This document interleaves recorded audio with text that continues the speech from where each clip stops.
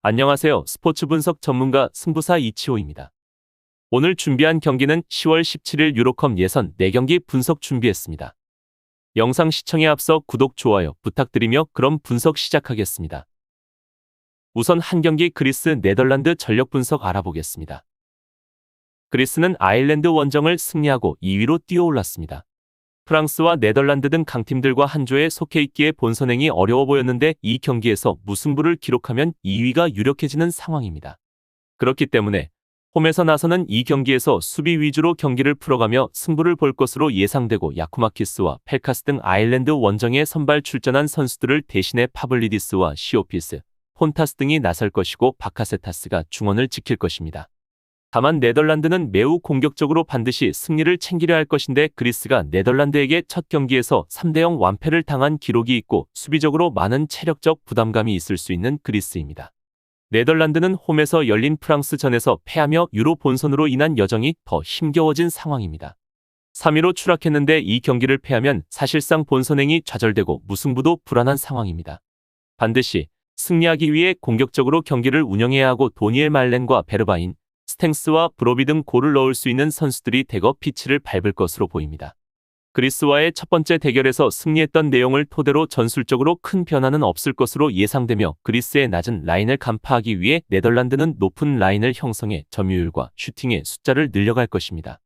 결론을 말씀드리면 그리스는 바카세타스와 부알라키스 등 수비 보호에 강점이 있는 중앙 미드필더진과 더불어 피지컬 좋은 수비진이 있습니다. 그러나 강약 약강에 가장 어울리는 팀으로 강팀 상대 경기력은 매우 아쉬운 그리스입니다. 데룬과 조이 비어만이 점차 공격 전개를 통해 주도권을 가져올 것이고 시몬스와 베르바인이 측면을 공략할 네덜란드가 공격적으로 유리하기에 이번 경기는 네덜란드의 우세가 예상됩니다. 다음으로 두 경기 벨기에 스웨덴 경기 전력 분석 알아보겠습니다.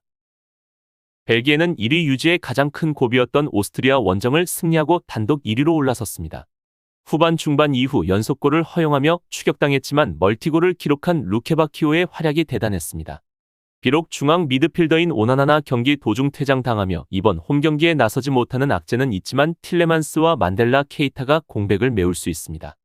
또한 벨기에는 스웨덴의 매우 강한 모습인데 특히 3경기를 치러 모두 클린시트로 승리를 거두었다는 부분이 인상적이고 주목해야 할 부분입니다. 또한 현재 벨기에는 최근 8경기 연속 패배가 없고 현재 4경기 연속 승리를 기록하고 있습니다. 벨기에는 케빈 더 브라위너의 부재가 있는 상황에서도 꾸준히 좋은 경기력을 보여주고 있다는 점도 고무적인 부분입니다. 한편 스웨덴은 이 경기에서 승리하지 못하면 사실상 2위가 불가능한 상황입니다. 그렇기 때문에 강팀 상대로 승점 1점을 따내는 소극적인 운영보다는 공격의 라인을 올리는 경기 운영이 예상됩니다. 주중 평가전에서는 몰도바 상대로 승리했는데 볼로냐의 공격수인 칼슨이 멀티골을 터뜨리며 좋은 활약을 보였습니다. 그 경기에는 린델로프와 카유스테, 포스베리와 쿨루셉스키 등 주전 선수들이 빠졌는데 이 경기에는 정상적으로 나설 것으로 보여집니다. 스웨덴은 4-4-2 형태로 경기를 운영하는데 벨기에의 중원과 좌우 측면을 공략하기에는 다소 전력이 부족한 것이 사실이고 라인을 무리하게 공격으로 맞선다 해도 공격에서의 피지컬도 밀리는 스웨덴입니다. 스웨덴은 많은 패스를 통해 상대 진영을 무너뜨리는 경기 운영을 보여야 하는데 다만 이런 많은 패스 활동을 통해 실수가 발생하게 된다면 아주 치명적인 실점을 기록할 수 있다는 점도 있습니다. 결론을 말씀드리면 두 팀의 역대 3번의 맞대결에서는 3경기 모두 벨기에가 승리했고 3경기 모두 실점을 기록하지 않았습니다. 벨기에는 오스트리아 원정을 승리한 좋은 분위기를 이어갈 것인데 홈의 이점도 누릴 수 있는 상황입니다.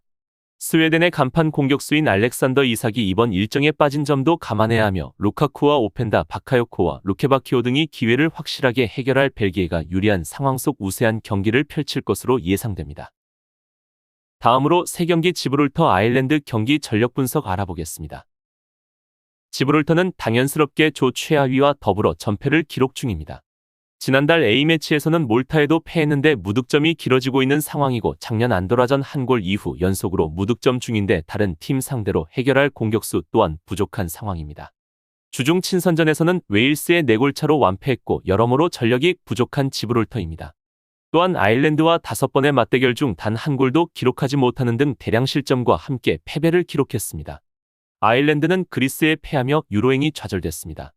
그 경기를 승리했다면 신락 같은 희망을 이어갈 수 있었는데 홈의 이점을 누리지 못했습니다. 쿨렌과 브로운 등 중원에 나선 선수들이 경기 주도권을 잡았지만 최전방 마무리가 아쉬웠고 브라이튼의 스타인 에반 퍼거슨이 풀타임을 뛰었는데 나이트와 스몰본 등 이선 지원이 부족했습니다. 이 경기는 로빈슨과 이다 등이 퍼거슨을 지원할 것으로 보여지며 전술적 다양한 시도를 해볼 수 있는 아일랜드입니다. 결론을 말씀드리면 두 팀의 최근 5번의 경기에서는 5경기 모두 아일랜드가 전승을 기록했고 한 골의 실점도 헌납하지 않는 등 매우 강한 모습을 보이고 있습니다. 이번 경기는 지브롤터의 홈이지만 두 팀의 전력차는 확실한 상황입니다. 특히 지브롤터에 떨어지는 공격진으로는 아일랜드의 수비 라인을 넘어서기 어렵고 안정적인 수비로 홈팀의 공세를 막아낼 수 있고 퍼거슨이 해결할 아일랜드가 우세한 경기를 보일 것으로 예상됩니다. 다음으로 4경기 아이슬란드 리히텐슈타인 경기 전력 분석 알아보겠습니다. 아이슬란드는 룩셈부르크 상대로 승리하며 2위권 추격을 하려 했지만 오스카르손의 선제골을 지키지 못했습니다. 홈에서 열린 경기로 경기 내용을 지배했고 수차례 좋은 기회를 맞이했는데 하랄손과 윌럼슨 등의 마무리가 좋지 않았습니다. 그래도 세대 교체에 어느 정도 성공하며 점차 경쟁력 있는 모습을 보여주고 있다는 점은 긍정적인 부분입니다. 리히텐슈타인은 보스니아에 패하며 전패에서 벗어나지 못했으며 계속해서 전패를 기록하고 있습니다. 또한 30개에 가까운 슈팅을 시도한 상대를 만나 2실점으로 막아냈지만 90분간 시도한 슈팅이 2개에 불과하며 다른 팀들과의 전력 차이를 심하게 느끼고 있습니다. 지브롤터, 산마리노 등 다른 최약체 나라들과 마찬가지로 전력 자체가 워낙 떨어지기에 별다른 변수를 만들지 못하고 있습니다. 결론을 말씀드리면 두 팀의 최근 8번의 경기에서는 5승 2무 1패로 아이슬란드가 압도적 우위를 점하고 있습니다. 두 팀의 전력차도 확연히 나타나고 있으며 첫 번째 맞대결에서는 7대0으로 아이슬란드가 완승을 챙겼습니다. 요하네손과 트라우스타손 등 공수 밸런스가 좋은 중앙 미드필더들이 경기 주도권을 가져올 것이고 오스카르손과 하랄손이 기회를 해결할 아이슬란드가 우세한 경기를 보여줄 것으로 예상됩니다. 이상으로 10월 17일 유로컵 예선 4경기 분석 마치겠습니다. 지금 보신 분석 영상에서는 최종 조합픽을 드리지 않습니다. 초안 분석 내용이며 더욱 세밀한 분석 자료와 최종 조합픽은 가족방에서 무료로 제공해 드리고 있습니다. 프로토가 처음이신 분들 혹은 프로토를 좋아하는데 적중률이 낮으신 분들께서는 주저하지 마시고 전문가의 도움으로 수익률 극대화하시는 것을 추천드립니다. 토토는 단지 운으로 하는 게임이 절대 아닙니다. 모든 분야 전문가들이 존재하듯 프로토도 전문가들이 존재합니다.